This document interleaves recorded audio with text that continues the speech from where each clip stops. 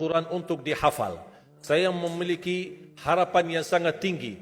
InsyaAllah Indonesia, sepanjang apapun kegelapan, sepanjang apapun kegelapan kezaliman, sepanjang apapun kehilangan keadilan, InsyaAllah akan datang satu saat terbitnya matahari adil. Dan InsyaAllah Indonesia akan menjadi negara Al-Quran. Saya bisa meyakinkan gitu karena saya telah merasakan bagaimana di Turki.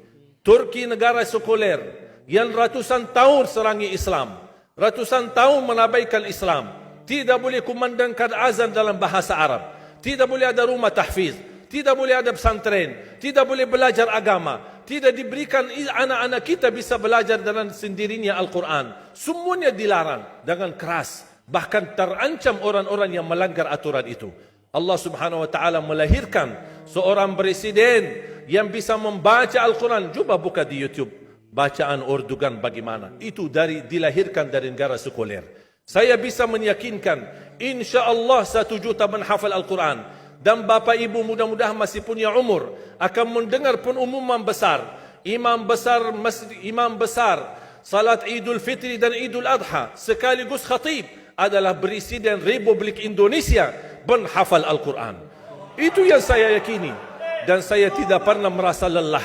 Dan saya selalu berkata sama istri, kalau saya mati itu pun karena saya bersama Al-Quran. Wallahi jamaah sekalian, yang bersama Al-Quran tidak akan merugi. Berkah rizkinya, berkah umurnya, terjamin kebahagiaan. Allah Subhanahu wa taala hanya minta satu, berkenan bersama Al-Quran di dunia. Apa yang kita dapat? Apa yang akan dibalas?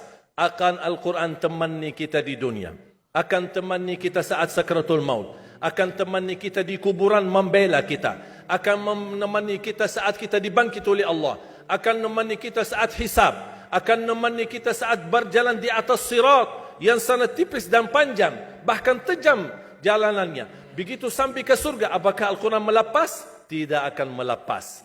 Al-Quran masih berkenan, padahal kita hanya cuma sekali berteman sama Al-Quran di dunia. Dia begitu luar biasa panjangnya bertemanan sama kita sampai ke surga. Bahkan akan temani kita masuk surga. Sebagaimana bersabda Rasulullah SAW, yuqalu liqari'il Quran, ahlul Quran di dunia yang kesibukannya baca, kesibukannya hafal, tidak membuangkan waktu sia-sia, selalu bersama Al-Quran.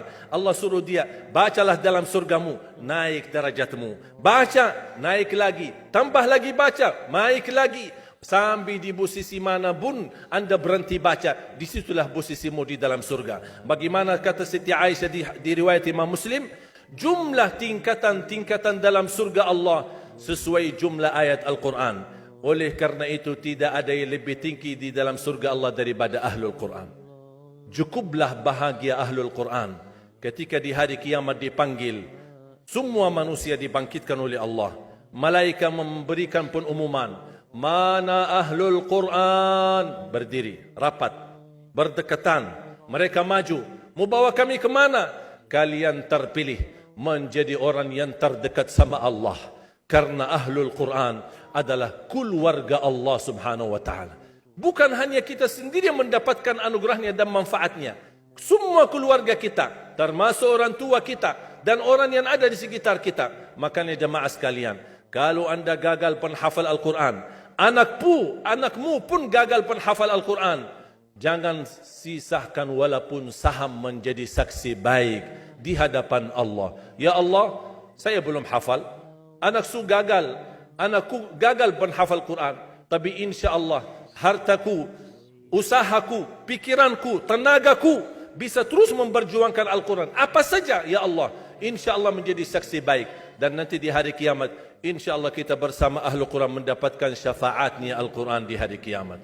Kita sangat membutuhkan ayat-ayat yang dikumandangkan ketika meninggal dunia. InsyaAllah setiap satu huruf akan disalurkan 10 kebaikan. Mudah-mudahan semua yang hadir diberikan kemuliaan dan keanugerah dari Allah menjadi Ahlul Quran, penghafal Al-Quran, penghayati Al-Quran, para pencinta Al-Quran, berakhlak-akhlakul Quran. Ya Allah, aku mohon atas izinmu ya Allah, kami bersama-sama bertemu di masjid ini. Berilah kepada kami kemuliaan bersama-sama bersama Ahlul Quran di dalam surgamu ya Allah, ya Dzal Jalal wal Ikram, ya Arhamar Rahimin, ya Arhamar Rahimin. Anugerahlah kepada kami anak dan keturunan penghafal Al-Quran, anak dan cucu penghafal Al-Quran yang mampu menjaga nama baik keluarga kami, yang mampu membanggakan kami di hadapan-Mu hari kiamat, yang mampu menhadiahkan mahkota untuk kedua orang tua kami. Birahmatika ya Arhamar Rahimin. Ya Allah, maafkan kalau kami tidak berhasil menjadi penghafal Al-Quran. Tapi ya Allah, kami kurbankan nyawa kami, harta kami, usia kami, tenaga kami, pemikiran kami, ilmu kami untuk Al-Quran, agar Indonesia ke depan menjadi negara Al-Quran, agar Indonesia menjadi contoh terbaik untuk mata dunia, agar bisa kita melahirkan. Karena saya meyakinkan ya Allah, dan kami semua meyakinkan, terjamin masa depan Indonesia baldatun tayyibatun wa rabbun ghafur kalau selalu bersama Al-Quran. اغفر لنا ولوالدينا ولجميع المسلمين والمسلمات والمؤمنين والمؤمنات الأحياء منهم والأموات. ربنا آتنا في الدنيا حسنة وفي الآخرة حسنة وقنا عذاب النار. وصلى الله على سيدنا ونبينا محمد وعلى آله وصحبه وبارك وسلم والحمد لله رب العالمين. سبحانك اللهم وبحمدك أشهد أن لا إله إلا أنت أستغفرك وأتوب إليك.